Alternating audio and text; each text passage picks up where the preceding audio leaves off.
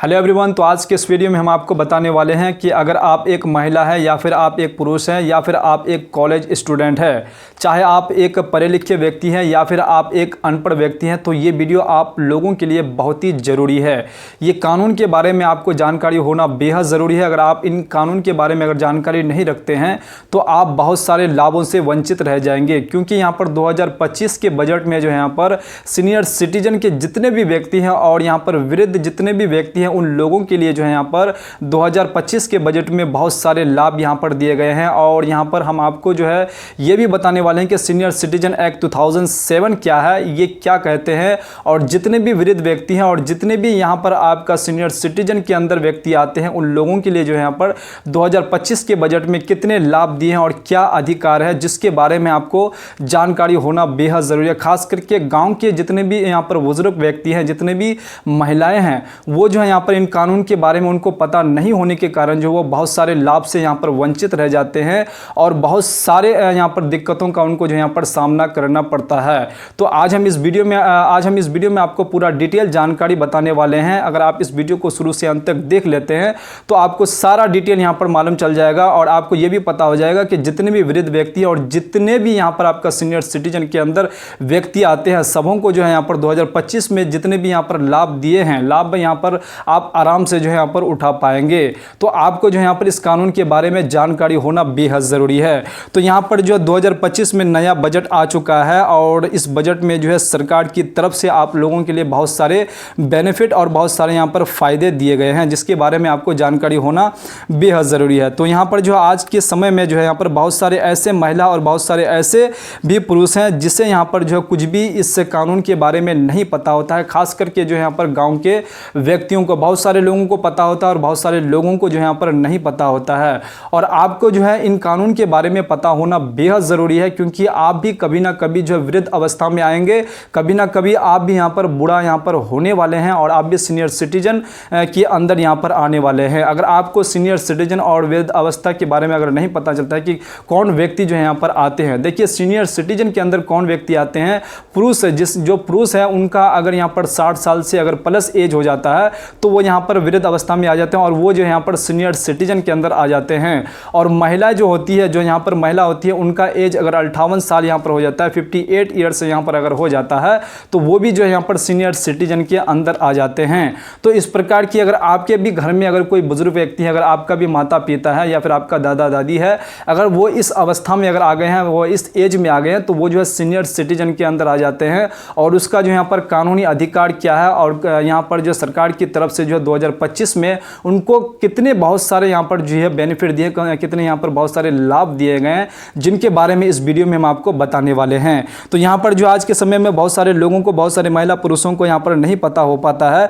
कि ये कानूनी अधिकार क्या और क्या यहाँ पर सीनियर सिटीजन व्यक्तियों को जो यहाँ पर लाभ दिए जाते हैं। तो यहाँ पर पुरुष के लिए जो यहाँ पर आपका जो 60 वर्ष रखा गया, उसके बाद जो है महिलाओं के लिए जो है 58 ईयर्स जो है यहाँ पर रखा गया, जो वृद्ध अवस्था में आ जाते हैं, सीनियर सिटीजन के यहाँ पर अंदर आ जाते हैं। और इसके लिए सरकार की तरफ से इन लोगों पर जो है बहुत सारे बेनिफिट दिए गए हैं और इन लोगों के लिए जो है यहाँ पर स्पेशल यहाँ पर जो है यहाँ पर कानून बनाए गए हैं, जिसके बारे में आपको जानकारी होना चाहिए। स्पेशल कानून क्या है कि सीनियर सिटीजन एक्ट 2007, ये तो बहुत पहले ही बन गया था। बहुत सारे ऐसे यहाँ पर बेटा थे और बेटी थे जो यहाँ पर कानूनी तौर तरीके से जो है यहाँ पर उनको जो है पर जितने भी यहाँ पर बाप दादा या फिर उनका माता पिता जो भी है, अगर उनका अगर वो ख्याल समय पर नहीं करता है, उनको जो है यहाँ पर जीवन यापन के लिए समय पे अगर कुछ नहीं देता है, तो ये अगर नहीं देता है तो कानून यहाँ पर क्या है कि 2007 जो बनाया गया था, सीनियर सिटीजन एक्ट 2007 जो यहाँ पर बनाया गया था, जो जितने भी आपका माता पिता या फिर दादा दादी है तो उनका केयर आपको करना होगा, उनको समय पे यहाँ पर जो खाना देना होगा, समय पे उनका कपड़ा आपको देना पड़ेगा, समय पे उनको मेडिसिन देना पड़ेगा, उनके हेल्थ के लिए उनका आपको ख्याल रखना होगा। अगर आप नहीं रखते हैं तो ये जो है सीनियर सिटीजन एक्ट 2007 में ये सारा चीज़ बताए गए हैं कि आपको देना होगा, ये आपका अधिकार है। ये आपका यहाँ पर जो सामाजिक अधिकार तो है, लेकिन यहाँ पर अगर आप समाज की तरफ से अगर नहीं करते हैं, अगर आप अपने तरफ से नहीं करते हैं, तो ये कानूनी अधिकार है कि तो आपको जो उनको ये सारा चीज़ देना होगा। अगर आप नहीं देते हैं तो आप फिर परेशानी में पड़ सकते हैं। उसके बाद यहाँ पर जो सीनियर सिटीजन व्यक्तियों के लिए जो यहाँ पर वृद्ध व्यक्तियों के लिए लाभ क्या है, जितने भी यहाँ पर सीनियर सिटीजन व्यक्ति है,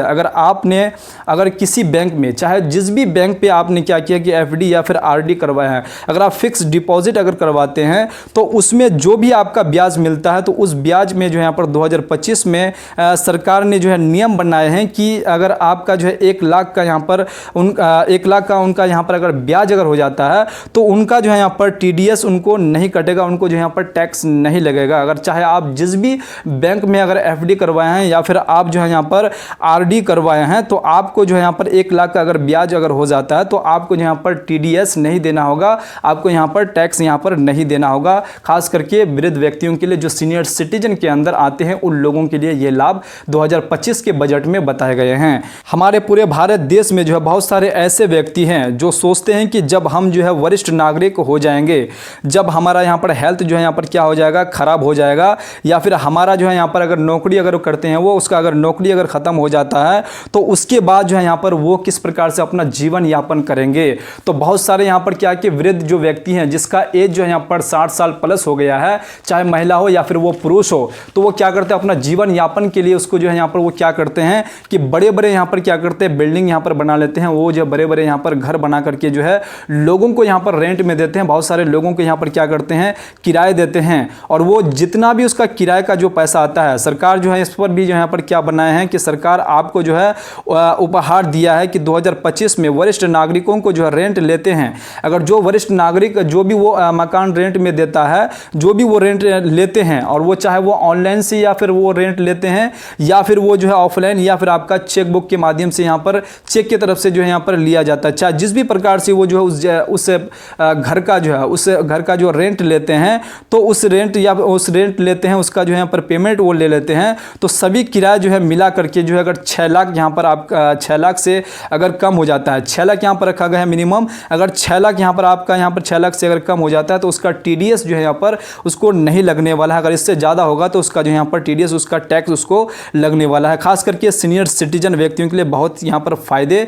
होने वाला है और उसका ये जो है बहुत ही फ़ायदे होगा, क्योंकि अगर आपने अगर कोई यहाँ पर प्रॉपर्टी है आपका, अगर कोई यहाँ पर बिल्डिंग अगर बनाए हुए हैं आप, तो आप क्या किए हैं कि उन बिल्डिंगों को जो यहाँ पर बहुत सारे लोगों को यहाँ पर रेंट में दे दिए हैं, भाड़े में दे दिए हैं, और उसका भाड़ा जितना आपका 6 लाख आता है, अगर 6 लाख अगर आपका आ जाता है तो 6 लाख से अगर आपका 6 लाख से अगर कम आपका जो यहाँ पर रेंट आता है तो आपको TDS यहाँ पर टैक्स आपको नहीं देना होगा। सीनियर सिटीजन व्यक्तियों के लिए बहुत सारे यहाँ पर जो है फ़ायदे हैं, क्योंकि वो अगर रेंट में देते हैं तो उनको जो यहाँ पर टैक्स नहीं लगने वाले हैं, 6 लाख से कम होना चाहिए। उसके बाद अगला जो है भारत देश में जितने भी सीनियर सिटीजन व्यक्ति है और जिसका वर्ष जो है यहाँ पर 70 वर्ष हो चुका है, जितने भी सीनियर सिटीजन व्यक्ति है, 60 वर्ष वाला तो अलग है लेकिन ये 70 वालों का है, जो 70 वर्ष इनका हो चुका होता है और वह गवर्नमेंट जॉब मतलब जो गवर्नमेंट जॉब करते थे, पहले क्या होता था कि जो गवर्नमेंट जॉब करता था उसका जो है आयुष्मान कार्ड नहीं बनता था। आयुष्मान कार्ड में क्या होता है कि 5 लाख का जो है हेल्थ के लिए जो उसको जो है यहाँ पर मेडिसिन दिए जाते हैं,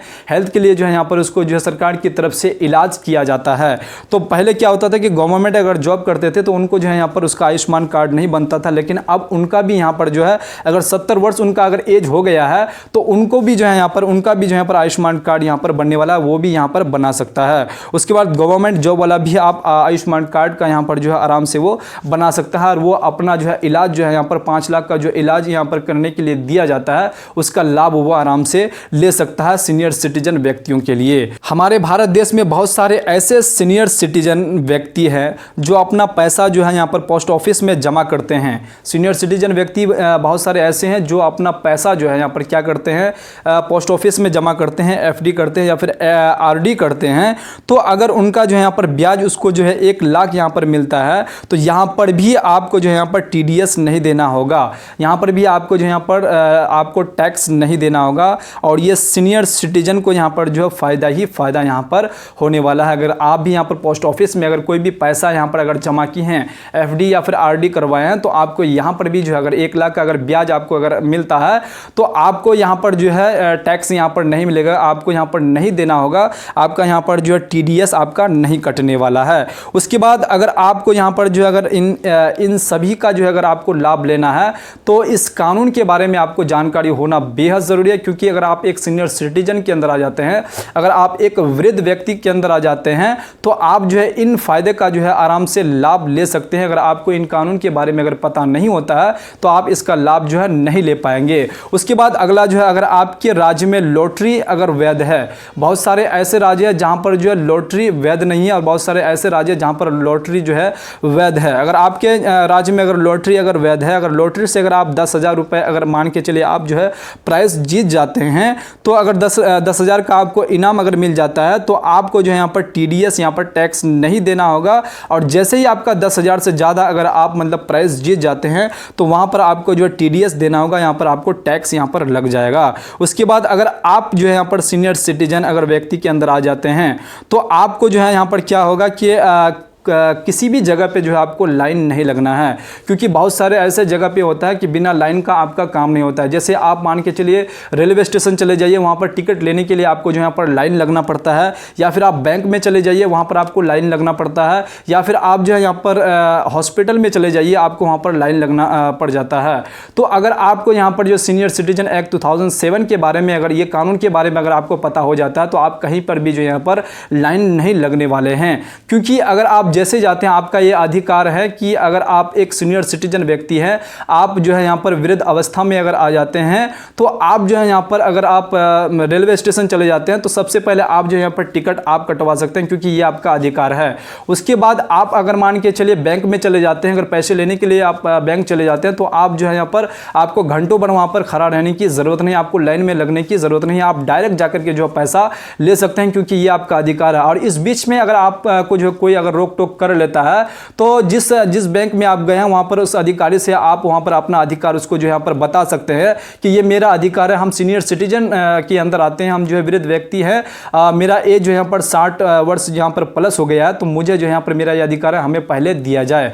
अगर आप हॉस्पिटल में भी चले जाते हैं तो हॉस्पिटल में भी आपको ऐसा ही करना है। अगर आपको ये कानून पता रहेगा तभी आप ये कर पाएंगे, अगर आपको कानून पता नहीं रहेगा तो आप जो है ये नहीं कर पाएंगे। तो आपको ये सारा चीज़ जो है पता होने के लिए जो है यहाँ पर ये कानून के बारे में जानकारी होना बेहद ज़रूरी है। चाहे आप गांव से बिलोंग करते हैं या फिर आप शहर से बिलोंग करते हैं, चाहे आप एक अनपढ़ व्यक्ति हैं या चाहे आप एक पढ़े लिखे व्यक्ति हैं, क्योंकि पढ़े लिखे व्यक्ति को बहुत सारे व्यक्ति को पता होता है और बहुत सारे ऐसे अनपढ़ व्यक्ति होते हैं जिसको पता नहीं होता है। और बहुत सारे लोग जो यहाँ पर गाँव से बिलोंग करते हैं, चाहे वो महिला हो चाहे वो पुरुष हो, लेकिन उसको जो यहाँ पर कानून पता नहीं रहने के कारण जो है वो घंटों भर जो यहाँ पर लाइन पे खड़े रहते हैं। और लाइन पे खड़े रहने के कारण जो है वो कभी कभी क्या होता है कि बेहोश हो जाते हैं और बेहोशी की हालत में भी वो लाइन में लगे रहते हैं। तो उनको जो है ये कानूनी अधिकार उसको पता होना चाहिए, क्योंकि सीनियर सिटीजन एक्ट में जो है 2007 में जो है ये उनका अधिकार है कि जितने भी सीनियर सिटीजन व्यक्ति है वो जो है कहीं पर इसको जो है यहाँ पर लाइन नहीं लगना होगा, वो जो है बिना लाइन का अपना काम